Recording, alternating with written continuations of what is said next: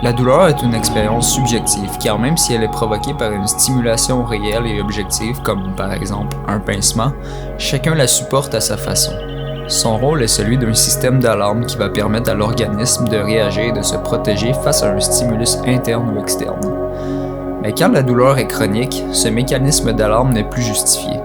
La douleur devient une maladie à part entière et peut réellement gâcher la vie d'une personne. L'imagerie cérébrale a permis de démontrer que les centres cérébraux responsables de la perception de la douleur sont étroitement liés au centre des émotions. Ce lien a également été mis en évidence par des études montrant qu'un individu, dont l'attention est sollicitée, ressentira moins la douleur qu'un individu focalisé sur l'événement douloureux. Des chercheurs ont même créé une technique pour supporter la douleur dont l'efficacité a été démontrée. Il s'agit de compter à l'envers par rond de 7 en commençant à 1000. Par exemple, 1000, 993, 986, 979, 973. Cet exercice requiert tellement de concentration qu'il nous empêche de penser à la douleur. Il a aussi été démontré que des maîtres méditants sont capables de contrôler leur esprit afin de ne presque pas ressentir la douleur physique. Pas étonnant quand on sait que l'objectif de la méditation est d'accepter tout ce qui est tel qu'il est. Lorsqu'on se contente d'observer la douleur, qu'on l'accueille avec le même enthousiasme qu'on accueille un invité chez soi, la douleur est une sensation comme une autre, sans émotion négative attachée. Pour certains, il sera plus facile d'utiliser une distraction pour ne pas ressentir les émotions négatives associées à la douleur. Personnellement, pour les douleurs chroniques, je trouve plus efficace de se tenir très occupé avec des tâches sollicitant beaucoup notre attention, telles que le sport ou un travail intellectuellement exigeant. Le principe ici est de trouver un autre stimulus assez stimulant pour nous distraire de la douleur. Toutefois, lorsque la douleur devient trop forte, il nous est parfois impossible de faire quoi que ce soit et nous sommes condamnés à n'avoir d'autres stimulus que notre mal. Alors l'acceptation est notre dernier recours.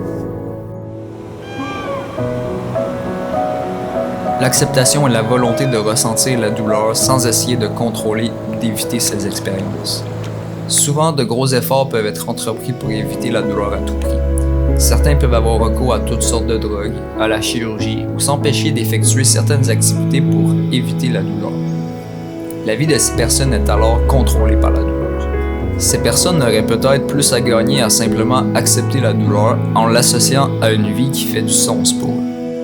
Par ailleurs, la sensation de douleur ne veut pas tout le temps dire qu'une situation est nocive pour le corps. Il faut avoir un sens critique par rapport à ces messages d'urgence que nous envoie notre corps, car bien que majoritairement justifiés, ces messages sont parfois contre-productifs. Par exemple, dans le cas d'une blessure sportive, il est souvent avantageux d'aller mobiliser le membre blessé dans un seuil de douleur raisonnable afin de permettre une meilleure vascularisation de la blessure et accélérer la guérison.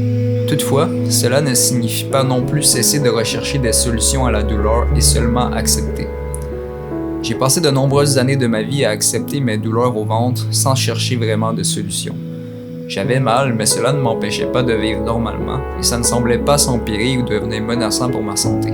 Puis un jour, j'ai commencé à me dire qu'il était possible que mes problèmes de digestion puissent nuire à mes performances sportives. J'ai donc décidé de tout employer pour trouver une solution au problème. Il ne m'a pas fallu très longtemps pour trouver des enzymes digestives qui n'avaient pas d'effet secondaire et qui amélioraient ma digestion. Couplé à une transition vers des aliments plus faciles à digérer, j'ai maintenant beaucoup moins de maux de ventre qu'avant.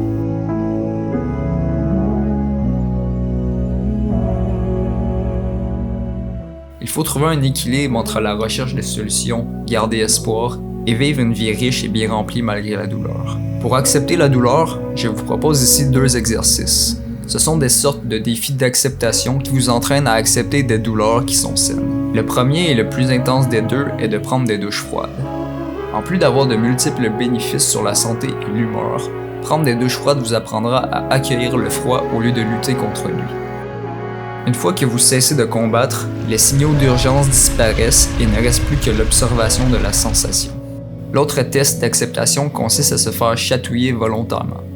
Lorsqu'on ne lutte pas contre la chatouille, les sensations désagréables qu'elle procure disparaissent et on ne ressent plus rien de spécial.